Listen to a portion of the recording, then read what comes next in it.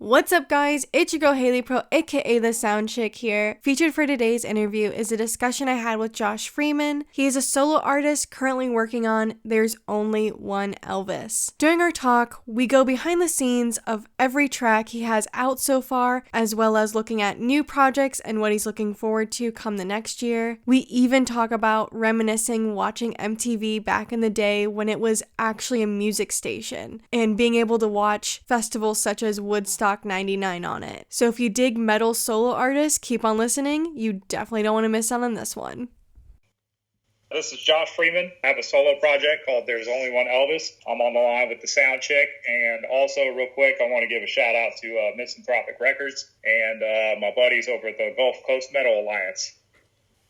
Diving right into this interview here, you have a few singles out, with the latest one being, your Foo Fighters cover of Stacked Actors. Talk me through these singles. Which one was your favorite to work on? What can listeners expect from them? So the first one I released was The Art of Self-Reliance. That was actually the first track I've recorded, mixed, mastered, did the whole thing on. And that, honestly, I got that because I have kind of a really hard work ethic, and I'm one of those type of people. If you push me, I'm just going to work harder. And I actually wrote that song while I was at work, and it's just kind of there's certain people you push them or you try to outdo them, and they're going to outdo you 1,000%, and it's just that thing of self-reliance inside of them that's going to make them better. And that one's kind of got I think it has somewhat of a Lamb of God vibe, which I'm huge fans of that band. And then my second song has to do with our house burning down a few years ago. It's actually why we moved in the house we're in now. Lost everything, and it's just kind of a recollection of kind of everything that happened that night as best I can. It's always a frantic situation.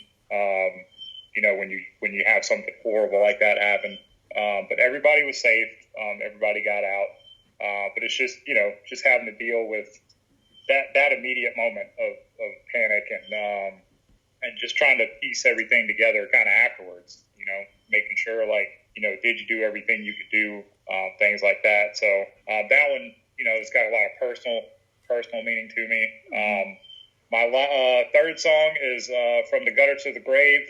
That one has to do with best friend relationships that go way south. I've had a lot of friends I've known throughout my life and been very good friends with, and then as soon as they develop a drug habit or get into something that you don't necessarily agree with, they completely 180 and turn on you. And that's kind of what that song's about, just letting that aggression towards that person out and then being done with it. And then for my fourth song, I wanted to do something different because I'm more the death metal, deathcore kind of thing. And I've always been a huge fan of the Foo Fighters. And me and my wife were actually watching a Foo Fighters concert on TV. And I noticed that Stacked Actors was the only song that they really down-tuned in. And then I just started digging into that song. And once I did, I just made it heavier. And that's honestly been one of my favorite songs from them. Mainly because it's a B-side. Not a lot of people know about it. And that was just more for fun, just to do that and just kind of put my own spin on a band that I've liked for so long. That's awesome. That's really great that you have a lot of personal meaning behind, the music that you make. That's definitely a part of why music is so influential, I feel, when artists put their own personal spin on their lyrics. What's it like being a solo artist? Take me through your songwriting process. Is it easier to work on your own, or do you feel like it could help having, the help of other or musicians working on projects with you? Well, this kind of goes back to that first single that I've released. It's a way of pushing myself. I've been in bands for a long time. I lived in Houston, played in bands there, was pretty much on the local small touring scene for a while, and being in a band like that, you get kind of wrapped up in like, all right, when's our next show? When are we doing this? And you kind of leave the writing to one or two people. Right. So, I mean, that usually falls on somebody in the band anyway. Right. But after I left Houston, I moved back to Alabama where I grew up. And it's such a small town around here. There's really not a lot of people that are into the stuff that I'm into. But, like, you know, I'm a musician for life, so I'm not going to stop playing music.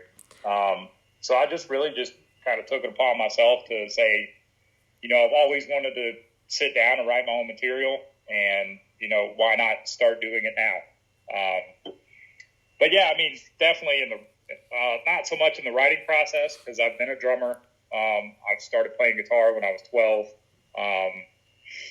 and I'm 35 now. You know, dabbled in bass a little bit. The hardest part for me has been definitely writing lyrics, just because I've never done it before. But yeah, I mean, it would be nice to, you know, have someone come in and kind of lend an ear. And I got a couple friends of mine that I can send demos to, and like, they'll give me an honest take on it. But other than that, I really, like, I've been enjoying doing this by myself. Yeah, that's awesome. It seems like you're learning to, you know, obviously make music a little bit differently, especially with songwriting, since that's a little bit new for you. So that's really awesome. I know I know that you're working on an album right now. You know, what can fans get excited for with this upcoming album? It's going to be, well, I've got 10 tracks that are going to be on there. You're going to hear a lot of my influences in it. You know, I have a very small bubble of music that I listen to.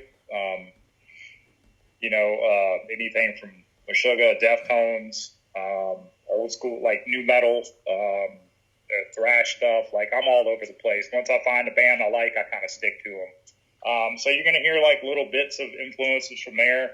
Vocally, I've really gotten into just like any type of deathcore. I just love what they're doing vocally, and like I'm comfortable in that range. Working on, like I said, writing lyrics seems to be my hardest point right now.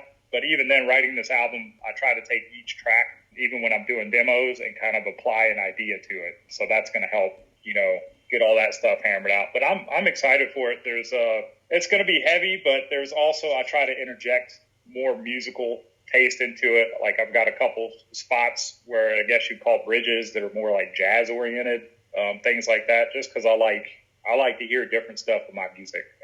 Like, the best example of that's like 12 Foot Ninja.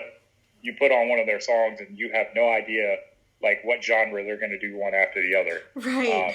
And I'm absolutely in love with that. So while I do like to play heavier, I still like to throw those little pieces in and just kind of break it up, because, you know, you can get real tired of hearing just people scream and blast beats and stuff all the time. So right, that's awesome. I'm excited to hear it. I really do like the style that you put in your songs. It does seem like you incorporate a lot of those influences and those different techniques to produce a very unique listening experience. So I can only imagine how, you know, awesome this upcoming album is going to be for you. I'm really eager to listen. Thank you. Yeah. Let's talk about the name.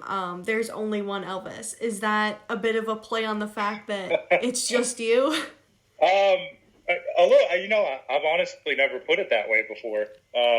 But the name comes from, we were having a house party a few years back, and we were playing some cover songs just to kind of goof around at the house. And we were all talking about, you know, every once in a while there's one artist that pops up that, like, no one can change them. They are what they are, and they're like the greatest that's ever been. And so we were naming off different, like Prince. You know, there's never going to be another Prince. You know, Ray Charles. There's never going to be another guy like him. And somewhere Elvis's name came up. And, you know, Elvis is notorious for stealing blues and rock music from the South. And I thought it was absolutely hilarious. Like, there's only one Elvis, because he was the only guy who could have stole that stuff and made money off of it. And that's kind of where that band name comes from. It's absurd. It's meant to be absurd, but that's kind of the story behind it. I mean, I love it. That's awesome. I like that. I like the idea of, you know, there's only going to be one Prince, there's only going to be one Elvis. You know, I think that that's actually like a really intriguing thought. Because now I'm thinking about it, like, yeah, no, I get it. I absolutely hear you there. Yeah, I love it. So let's shift to something very exciting. Okay. You already, mentioned Misanthropic Records earlier. You know, how did you come to get signed with Misanthropic Records? I've kind of been like eyeballing some record labels. Not really in talks with anybody, but just kind of looking around because I knew it, like I started working on the album and things like that. And, I think I got in touch with Amanda Tennis on Twitter first, and then she got me in touch with Eric and Amanda over at Misanthropic Records. And I just love their idea. I love how they run things. I love that it's small, especially for me being a solo artist. If I was to sign somewhere, even remotely big, I would easily get lost in the shuffle. And I'm fully aware of that. So just the fact that they kind of made everything work for me, and they're still helping and promoting and really getting my name out there and stuff. It just, to me, I fell in love with how they operated. And, we got it worked out where they're going to release my first album. And, everything it all kind of lined up and made sense. And that's pretty much how it all came to happen. That's exciting. I love that because, labels are a very big milestone for, bands or solo artists. It's like a home, without actually being the actual building of wood and stone of a home. It's very exciting. Being signed with Misanthropic Records, do you have any, I know you mentioned the album, that you're excited to have them, release the album, but do you have any other aspirations being signed to this label now? What else do you look forward to, or are you excited to happening?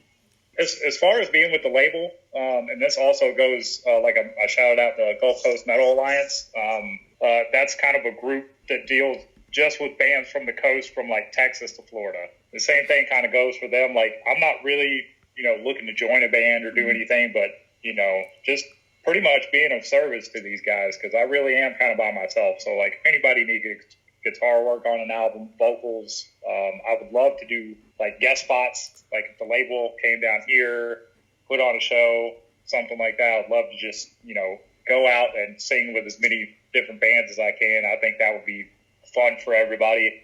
Other than that, I mean, pretty much just writing albums, releasing singles. I got a couple more cover songs that I'm really interested in getting going without trying to, get trapped into that, oh, this guy only does cover songs thing. Right. That's pretty much it. That's exciting. I think that all of those, aspirations and goals are very much doable with this label. I will have to agree with you that due to the size of Misanthropic Records, it is very, easy for them to work with every band or artist, sign with them, like, very closely and tightly. It really is like a family bond there, which you don't usually see. So it is awesome, and they're very willing to, have artists collaborate with one another. I think that you being with them could open a lot of doors, and that could be really exciting for you. Let's talk about that aha moment for you that made you realize that you wanted to make music in the first place. Man, okay. Probably when I started playing guitar at 12. I played saxophone like in the middle school band for a while, and then my parents raised me on like classic rock, Hendrix, Pink Floyd, The Who, things like that. And MTV at the time actually played videos, which was cool. And that's pretty much all I do. Like I said, it's a very small town. There's not a lot to do. So I literally just watch MTV and then practice guitar. And as far as playing music, probably had to be like trying to rip off Korn riffs, because I couldn't even go get like a Guitar Player magazine. It was a journey to go get anything. So watching those guys play and trying to play their riffs and stuff, Limp Bizkit, things like that. Like, that's when it started to click. Like, oh, I can pretty much just write stuff, and if I got the right group of people around me, I can make it work. Absolutely. That's awesome. So you got to, watch MTV when it was actually a music channel. That's awesome. I used to wake up, and I used to wake up like 2 or 3 hours early before I had to be at school just to like turn MTV on, because it was still considered like late night for them, and that's when you would see all the most ridiculous music videos ever. Right. So like 4 o'clock in the morning till like 6 when I had to start getting ready for school. It was just like, that's all I would do, is just watch music videos and stuff. So yeah, I'm glad I caught the tail end of that before it all went downhill. Yeah, right. I remember watching Woodstock 99 the entire 3 days on MTV. Oh man. They aired the entire thing, and I had it all on videotape. Like, I had a tape recorder, so I just hooked it up to my TV and I recorded like all 3 days on videotape. That's insane. Yeah. Let's talk about the song that you personally listen to that you can never get old of. Oh, I'm not really good with songs. Like I said, I have like a real small bubble of bands that I listen to, and I pretty much just put on full albums. Ooh. And I remember, man, when I first got into Meshuggah, I had like a 6-disc CD changer in my car. All 6 discs were Meshuggah. And I did for probably 6 months. I never took them out. It was just like the most mind-bending thing I could possibly listen to at the time. And I was completely infatuated with it. And I was still drumming at the time too. So to hear Thomas Hayek, like just the way he plays and things, I was trying to dissect it like every second of every day. So that's what I do when I get into a band. I just throw on an album and I'll just have it on repeat. But yeah, some of my favorite stuff, any Deftones album, any of them. I've listened to them like probably, I know I watched 7 Words on MTV, which is off their first album. And ever since then, I've been a fan of theirs. And then the Black Dahlia Murder, huge fan of those guys. They're just, to me, they're the best mix of like a serious death metal band. And then you go see them live and they're so funny and they're just so entertaining. Like you can't stop watching them. Let's see, Whitechapel. Huge fan of those guys. I love their like progression that they've made from like the mall like deathcore scene like into still singing and having like really good melodies on the album and stuff. So yeah, and then as far back as like Korn, Limp Bizkit, Coal Chamber, all the old school new metal bands, stuff like that I still listen to. So yeah, that's pretty much like what it is. I just get stuck on like albums at a time. I mean, hey, that works too. I listen to music the same way. Like, I've been listening to this one album from the Amity Affliction for probably like 3 years now, and it's just been in my car CD player for the entire time. I won't even change it, and I have no shame in that. Yeah, there's no shame in that whatsoever. What is the craziest thing you've done for music? Oh, man.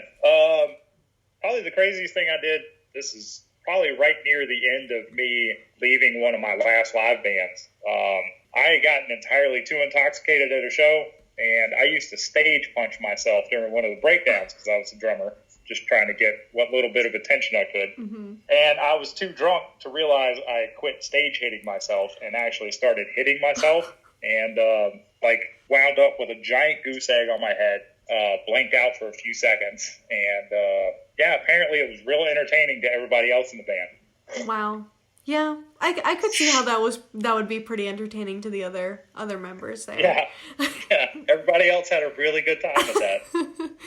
Yeah, I can imagine you did not have a good time. No, it was pretty bad.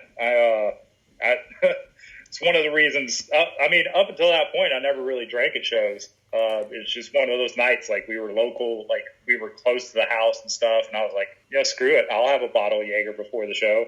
Yeah. And, it was a pitfall from there. Right. Oh man. I mean, was it worth it though at the end?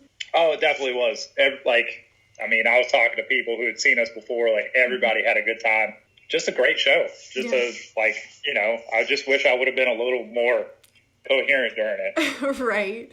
Oh man. Well, I have one last question for you, and that is, having been an artist for a while now, what is some advice you would pass down to upcoming artists? As far as the upcoming artists, and this is something I didn't learn until I started trying to do this on my own. If you have an idea, record it. Even if you use it by yourself or send it to bandmates or anything like that, record it. It'll come up somewhere. And definitely, like, don't be afraid to work with people. You know, I've done country tracks. I've done all kind of stuff just to get better at the craft. So if you're mixing and mastering at home, don't ever turn anything down. If somebody sends you a track and says, hey, work on this, do your best, you know? Just do what you can, send it back to them. They either like it or they don't. And that also goes into, like, learning your instrument. Practice. The same you would as mixing and mastering, put that same amount of effort into practicing. And probably the biggest thing is don't ever let anybody tell you you can't do something. Because if you really want to do it, you're going to find a way to make it work.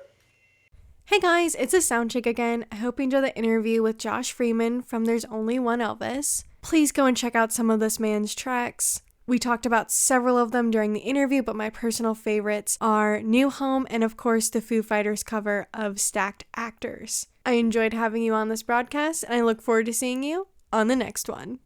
If you're interested in reading up more of my interviews or music reviews that I do, follow me on my social media on Twitter or Instagram at RealSoundChick. This is a great place to see all of my updates, so definitely check it out there. In the meantime, rock on, my dudes.